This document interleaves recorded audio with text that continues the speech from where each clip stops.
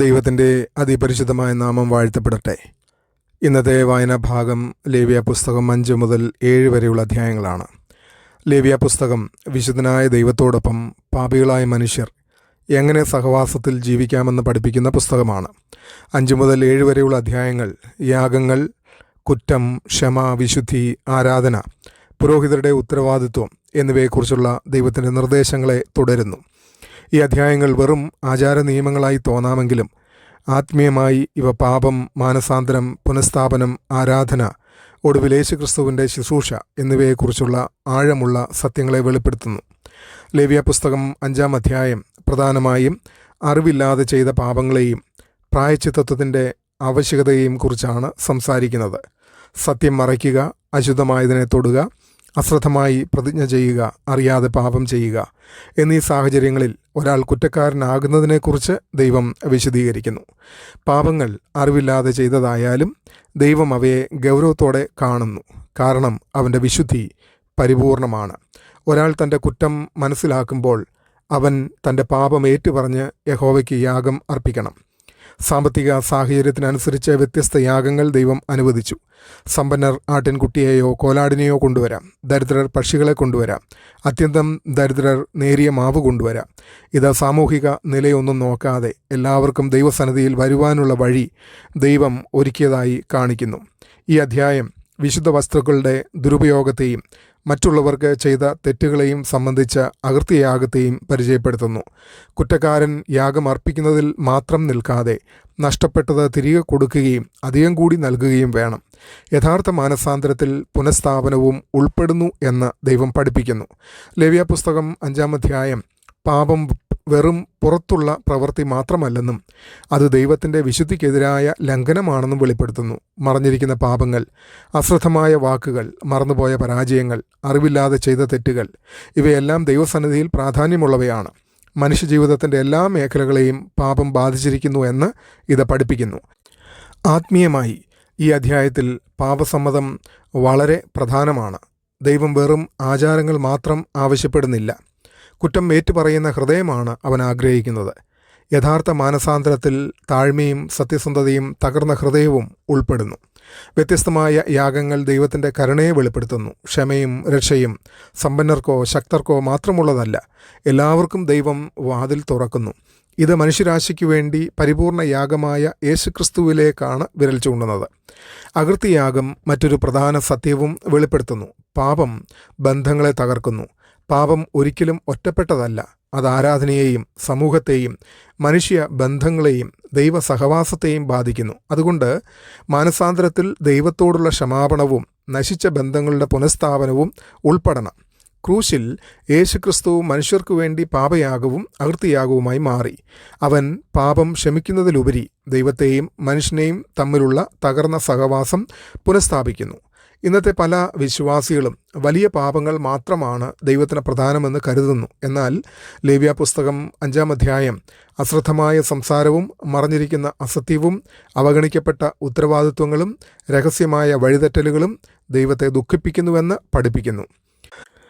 ഈ അധ്യായം പാപസമ്മതത്തിൻ്റെ ആവശ്യകതയും ഓർമ്മിപ്പിക്കുന്നു. ആധുനിക സമൂഹത്തിൽ ആളുകൾ പലപ്പോഴും പാപത്തെ ന്യായീകരിക്കുകയോ കുറ്റം മറ്റുള്ളവരിലേക്ക് മാറ്റുകയോ ചെയ്യുന്നു. എന്നാൽ ആത്മീയ വളർച്ച സത്യസന്ധമായ ഏറ്റുപറച്ചിലിൽ നിന്നാണ് ആരംഭിക്കുന്നത്.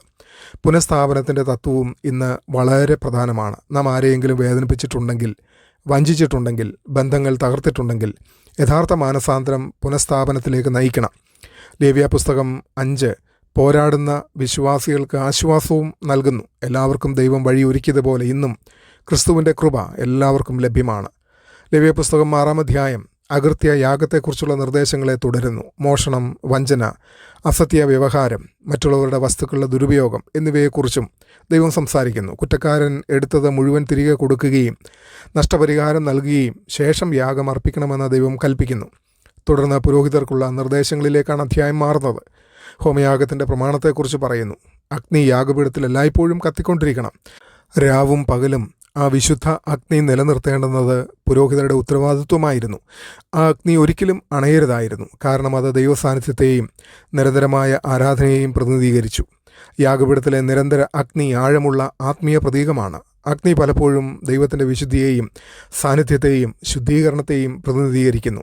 അണയാത്ത അഗ്നി ആരാധനയും ദൈവഭക്തിയും ഒരിക്കലും തണുത്തു പോകരുതെന്ന് കാണിക്കുന്നു. ദൈവശാസ്ത്രപരമായി ഈ അധ്യായം വിശുദ്ധി, ഉത്തരവാദിത്വം ആവശ്യപ്പെടുന്നു എന്ന് പഠിപ്പിക്കുന്നു. പുരോഹിതർ അശ്രദ്ധയായി ശുശ്രൂഷിക്കരുതായിരുന്നു. ദൈവം ആദരവും അനുസരണവും വിശ്വസ്തതയും ആവശ്യപ്പെട്ടു. പുനഃസ്ഥാപനത്തിൻ്റെ ആവശ്യകത വീണ്ടും ഇവിടെ കാണുന്നു. ക്ഷമ ലഭിച്ചാലും നൈതിക ഉത്തരവാദിത്വം അവസാനിക്കുന്നില്ല. നിരന്തര യാഗം യേശുക്രിസ്തുവിലേക്കും വിരൽ ചൂണ്ടുന്നു. പഴയ നിയമത്തിലെ യാഗങ്ങൾ ദിവസേന ആവർത്തിക്കേണ്ടി വന്നു. എന്നാൽ ക്രിസ്തു ഒരിക്കൽ എന്നേക്കുമായി പരിപൂർണ യാഗമായി സ്വയം അർപ്പിച്ചു. ഇന്നത്തെ വിശ്വാസികൾ ആത്മീയ സ്ഥിരതക്കുറവിനോട് പോരാടുന്നു. ലേവ്യപുസ്തകം 6 പ്രാർത്ഥന, ആരാധന, വചനധ്യാനം, ദൈവ സഹവാസം എന്നിവയിലൂടെ ആത്മീയ അഗ്നി ജ്വലിപ്പിച്ച് നിർത്തുവാൻ നമ്മെ ഓർമ്മിപ്പിക്കുന്നു. അണയാത്ത അഗ്നി സ്ഥിരോത്സാഹത്തെയും സൂചിപ്പിക്കുന്നു. വിശ്വാസം ഇടയ്ക്കുള്ള വികാരാനുഭവങ്ങൾ കൊണ്ട് മാത്രം നിലനിൽക്കുന്നതല്ല, ദൈനംദിന അനുസരണത്തിലൂടെയാണ് അത് വളരുന്നത്. ഈ അധ്യായം ക്രൈസ്തവ സത്യസന്ധതയെയും വെല്ലുവിളിക്കുന്നു. അസത്യവും സാമ്പത്തിക വഞ്ചനയും മറഞ്ഞിരിക്കുന്ന തെറ്റുകളും യഥാർത്ഥ ആരാധനയോടൊപ്പം നിലനിൽക്കാൻ കഴിയില്ല. ശുശ്രൂഷ വിശുദ്ധ ഉത്തരവാദിത്വമാണെന്നും വിശ്വാസികൾ ഓർക്കണം. പ്രസംഗമാകട്ടെ, പാട്ടാകട്ടെ, സേവനമാകട്ടെ, എല്ലാം ഭക്തിയോടും വിശ്വസ്തയോടും കൂടി ചെയ്യണം. 7-ാമത്തെ അധ്യായം യാഗങ്ങളെക്കുറിച്ചുള്ള നിയമങ്ങളെ പൂർത്തിയാക്കുന്നു, പ്രത്യേകിച്ച് സമാധാനയാഗത്തെ.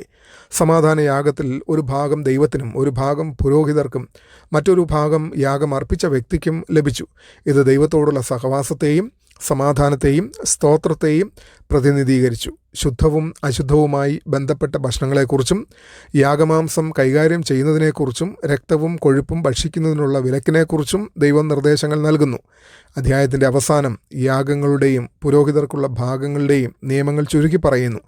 സമാധാനയാഗം ദൈവത്തോടുള്ള പുനഃസ്ഥാപിക്കപ്പെട്ട സഹവാസത്തെ അതിസുന്ദരമായി പ്രതിഫലിപ്പിക്കുന്നു. പാപം യാഗത്തിലൂടെ പരിഹരിക്കപ്പെട്ട ശേഷം ദൈവസഹവാസം സാധ്യമാകുന്നു. ആത്മീയമായി ഇത് യേശുക്രിസ്തുവിലൂടെ ലഭിക്കുന്ന ദൈവ സമാധാനത്തെ സൂചിപ്പിക്കുന്നു.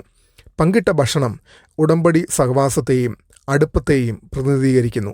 ദൈവം തൻ്റെ ജനത്തെ പഠിപ്പിച്ചത് ആരാധന ശിക്ഷയിൽ നിന്ന് രക്ഷപ്പെടാനുള്ള മാർഗം മാത്രമല്ല, ദൈവത്തോടുള്ള സഹവാസം ആസ്വദിക്കുന്നതും ആണെന്നതാണ്. രക്തത്തെക്കുറിച്ചുള്ള വിലക്ക് ദൈവശാസ്ത്രപരമായി വളരെ പ്രധാനമാണ്. കാരണം രക്തം ജീവനെയാണ് പ്രതിനിധീകരിക്കുന്നത്. മുഴുവൻ തിരുവെഴുത്തിലും രക്തം പ്രായശ്ചിത്തത്തോടും വീണ്ടെടുപ്പോടും ബന്ധിക്കപ്പെട്ടിരിക്കുന്നു. ഒടുവിൽ ഇത് മനുഷ്യരാശിയുടെ രക്ഷയ്ക്കായി ചൊരിഞ്ഞ ക്രിസ്തുവിൻ്റെ അമൂല്യ രക്തത്തിലേക്കാണ് ചൂണ്ടിക്കാണിക്കുന്നത്.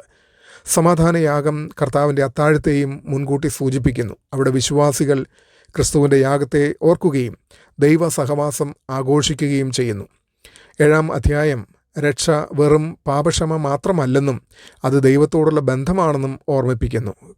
ക്രൈസ്തവ ജീവിതം ജീവനുള്ള ദൈവത്തോടുള്ള സഹവാസമാണ്. ഇന്നത്തെ വിശ്വാസികൾ പലപ്പോഴും യാന്ത്രികമായി ആരാധിക്കുന്നു. എന്നാൽ ദൈവം സ്തോത്രവും ആദരവും ഹൃദയപൂർവമായ ഭക്തിയും ആഗ്രഹിക്കുന്നു. ഈ അധ്യായം ആത്മീയ വിശുദ്ധിയുടെ പ്രാധാന്യവും പഠിപ്പിക്കുന്നു. പാപപരമായ സ്വാധീനങ്ങളിൽ നിന്ന് വേർപെട്ട് ആത്മാർത്ഥതയോടെ ദൈവസന്നിധിയിൽ വരുവാൻ ദൈവം വിശ്വാസികളെ വിളിക്കുന്നു. അവസാനമായി സമാധാനയാഗം ദൈവത്തോടും പരസ്പരവും സമാധാനത്തിൽ ജീവിക്കുവാൻ വിശ്വാസികളെ പ്രോത്സാഹിപ്പിക്കുന്നു. 5 മുതൽ 7 വരെയുള്ള അധ്യായങ്ങൾ പാപത്തെ ഗൗരവത്തോടെ കാണുന്ന വിശുദ്ധനായ ദൈവത്തെയും അതേസമയം ക്ഷമയ്ക്കും പുനഃസ്ഥാപനത്തിനും സഹവാസത്തിനും വഴിയൊരുക്കുന്ന സ്നേഹനിധിയായ ദൈവത്തെയും വെളിപ്പെടുത്തുന്നു. മാനസാന്തരം വെറും ദുഃഖമല്ല, അതിൽ പാപസമ്മതവും പുനഃസ്ഥാപനവും അനുസരണവും മാറിയ ജീവിതവും ഉൾപ്പെടുന്നു എന്ന് ഈ അധ്യായങ്ങൾ പഠിപ്പിക്കുന്നു. ഈ യാഗങ്ങൾ പ്രവാചകത്വപരമായി യേശുക്രിസ്തുവിലേക്കാണ് വിരൽ ചൂണ്ടുന്നത്. അവൻ അന്തിമ പാപയാഗവും പരിപൂർണ മഹാപുരോഹിതനും നിത്യ സമാധാനത്തിൻ്റെ ഉറവിടവുമാണ്. ആരാധന വിശുദ്ധമാണെന്നും ഭക്തി നിലച്ചു പോകരുതെന്നും ദൈവസഹവാസം വീണ്ടെടുക്കപ്പെട്ട ജനത്തിൻ്റെ ഏറ്റവും വലിയ ഭാഗ്യമാണെന്നും ഈ അധ്യായങ്ങൾ വിശ്വാസികളെ ഓർമ്മിപ്പിക്കുന്നു. ദൈവസന്നിധിയിൽ ഏറ്റുപറഞ്ഞ് പുനഃസ്ഥാപിക്കേണ്ട മറഞ്ഞിരിക്കുന്ന പാപങ്ങളോ അശ്രദ്ധമായ വാക്കുകളോ പരിഹരിക്കാത്ത തെറ്റുകളോ എൻ്റെ ജീവിതത്തിലുണ്ടോ? പ്രാർത്ഥനയുടെയും ആരാധനയുടെയും ദൈവഭക്തിയുടെയും ആത്മീയ അഗ്നി എൻ്റെ ദൈനംദിന ക്രൈസ്തവ ജീവിതത്തിൽ ഇപ്പോഴും ശക്തമായി ജ്വലിച്ചുകൊണ്ടിരിക്കുമോ? ഈ ചിന്തകൾ നമ്മെ ഭരിക്കട്ടെ. ദൈവം ഏവരെയും അനുഗ്രഹിക്കട്ടെ. ആമേൻ.